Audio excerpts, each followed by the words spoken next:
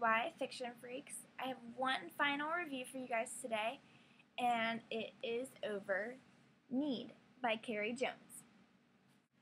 This book was really, really good. It definitely gets a 4.5. So, basically, I'm going to go ahead and read the back to you guys so you guys can figure out what it's about a little bit. If you don't have it, look at how pretty it is. Like, it matches my nails, first of all. And it's got the sparkly little gold lips on the cover, and on the back there's yellow, which also matches my nails again. I didn't do that on purpose. But the back says, "Pain shoots through my head. Fireworks, explosions, all inside my brain. The white world goes dark, and I don't know what's about to happen." That's actually an excerpt from the book, which I didn't know, obviously, until I read the book. It says, Zara White suspects a freaky guy is semi-stalking her, and she memorizes phobias and chants them when she's nervous. And okay, she hasn't exactly been herself since her stepfather died, but moving to a shivery Maine town to stay with her grandmother is supposed to be the perfect fix, so her mom says. Except this new plan of getting away to help Sarah stay sane? Yeah, not working. Turns out the semi-stalker is not a figment of Zara's imagination. He's still following her, leaving behind an eerie trail of gold dust. There's something not right, not human, in this sleepy Maine town, where all signs are pointing to Zara. Ooh. So, that's a little creepy. This book isn't really scary. The summoning was kind of scary, but this book isn't really scary. Anyone can read this book, any age. I don't know what Captivate the second one is like, but this book anyone can read. And on the back it says, if you grabbed Stephen King and Stephanie Meyer and asked them to co-author a book, they would come up with Need. And that's kind of true. This is true because this book is a lot like Twilight. And that was kind of a bad thing. Like, I almost didn't like the beginning because it was so similar to Twilight. Because she moves to this new town.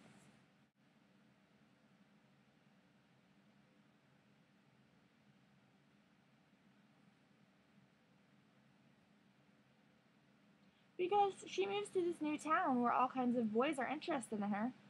Oops. And she's kind of like an oddball out. And she's automatically got this guy interested in her. And she slips and falls in the ice outside. And the guy catches her. And there's just a lot of similarities between this and Twilight. And I didn't approve. You don't mess with Twilight. And I think this book came out after Twilight did too. Yeah, so I think that was on purpose. But it's still worth the read. Like I said, it's a 4. So you know it's worth the read if it's a 4. So I definitely recommend it. Basically, I can't really tell you anything without giving anything away. But read it. I enjoyed it. I hope you enjoy it. I also just wanted to answer somebody's question. They asked us on our YouTube channel. And the question was, where do we like to read at? And I'm going to show you where I like to read at. I'm in my jammies, don't judge me. Right there. That is where I like to read more than any other place in the entire world. My bed. It is just so cozy. It's so warm. There's great lighting in here. And another thing that I like to do while I read, it's kind of like a little habit. First of all, I have to have a cup of chocolate milk next to me. I have been drinking chocolate milk since I was probably like old enough to drink chocolate milk. Like, it is all I drank, that and water and tea. And chocolate milk is so good for you. Not as good as regular milk, but hey. And I love it. I love chocolate milk. So I have to have a big old glass of chocolate milk sitting next to me. And it has to be in a plastic cup because it's colder in a plastic cup. And if you drink chocolate milk, you know what I'm talking about. Second thing is, I have to be eating something salty. This isn't an every single time kind of thing, but generally when I'm sitting around reading, I want something salty. So I'll grab a bag of Lay's potato chips or sunflower seeds. And I told Gina that I have to eat while I'm reading. And she started cracking up because she just pictured me with like a big old thing of spaghetti, but no. Something small and salty.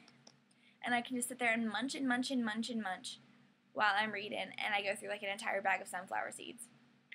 And I drink like 3 glasses of chocolate milk. But yeah, that's how I have to have my stuff to read. And I can basically read anywhere. Like, I was reading at the movies yesterday when I was waiting for Alice in Wonderland to start. So, I'm a big reader. My boyfriend, whenever we go out to eat, he pulls out his phone to play Doodle Jump while we're waiting on our food, and I pull out my book and read. It's only, like, we talk, obviously, but when we're not talking, that's what we're doing. He plays Madden, and I'm reading. I actually read on my couch while I'm with him. That way we kind of spend time together, but kind of don't, because I'm reading and he's playing Madden. But that's just a little bit about how I like to read. Some of my little, I can literally, okay.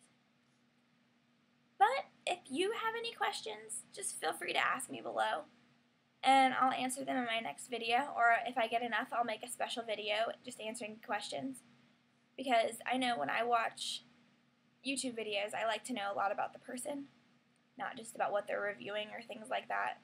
So if you have any questions, feel free to comment below and ask, and I'll try to answer them. Thanks, guys. Happy reading.